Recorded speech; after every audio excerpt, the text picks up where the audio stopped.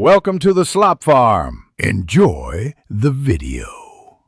You start by removing the cap and inspecting the lightning connector. This is where most issues hide. Use a bright light and a plastic pick to clear lint. Metal picks can bend pins, so avoid them.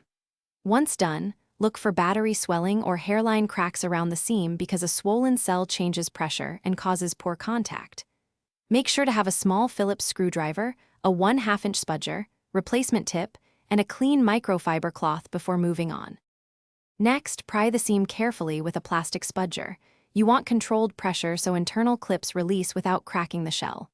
Once opened, identify the contact pads between the lightning assembly and the battery. These transfer charge.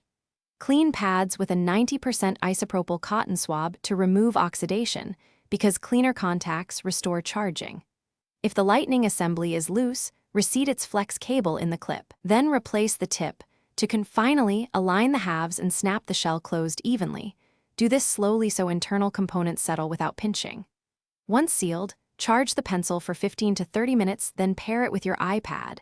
This verifies both charging and Bluetooth function.